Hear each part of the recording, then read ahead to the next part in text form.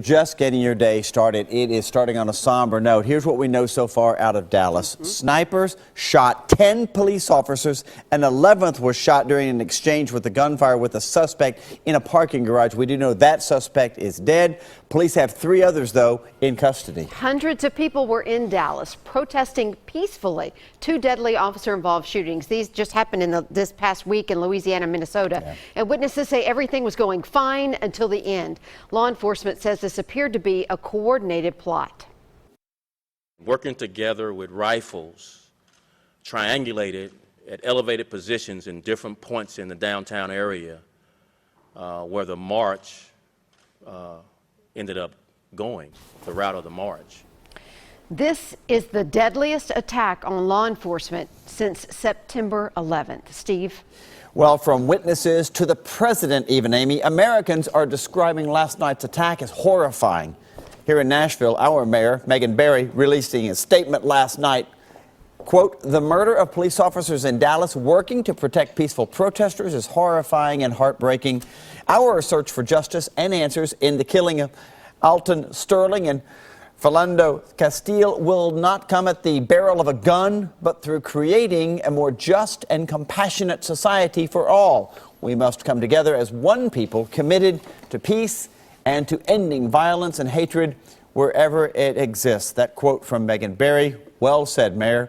Our coverage of this shocking Dallas attack will continue throughout the hour here on News Channel 5+. And of course, you can look for updates on our Facebook and our Twitter pages. Be sure to download the News Channel 5 app. If you do that, you're going to get the very latest on this story and all stories throughout the day. Amy? We have breaking news closer to home this morning. A homicide investigation is underway in South Nashville, not far from the airport. Let's get to Kimberly Davis. She is live on the scene for us this morning and has been talking to police since she got there. Kimberly, you were mentioning a dumpster a little bit earlier. What does that have to do with this case? Amy, well, the only thing I can imagine is that they were searching in the dumpster for evidence. They searched each and every dumpster. There were a few officers actually looking inside of the dumpsters, and I spoke with an officer and they're telling us they're still trying to determine what may have caused this death. Take a look at the video of officers investigating. They have been coming in and out of this apartment complex in South Nashville. We're told the call originally came in around 4:40 this morning. We're told someone who lives at the Terrace Hills apartment called it in. They called 911 saying that someone was inside and they are now dead. Now, police are telling us this death could be questionable. That's why they are not releasing a lot of information. I did speak with a sergeant who was telling me that officers are going back and forth trying to determine what may have caused this death. Now, Hermitage police officers are on the scene. They have taken over this investigation, and they're telling us that this death could have happened a few ways. We are still out here on the scene. We have been asked to leave the property, but don't worry, we will still ask more questions and bring you new information as soon as it becomes available. For now, we are live in South Nashville. I'm Kimberly Davis, News Channel 5. All right, Kimberly, thank you very much. And also breaking this morning, officers are looking for the person who shot a man walking to his home on Chesapeake Drive. This happened up in North Nashville. They say the 32-year-old victim was shot in the back at least once. He went to Vanderbilt, and we're told he should be all right.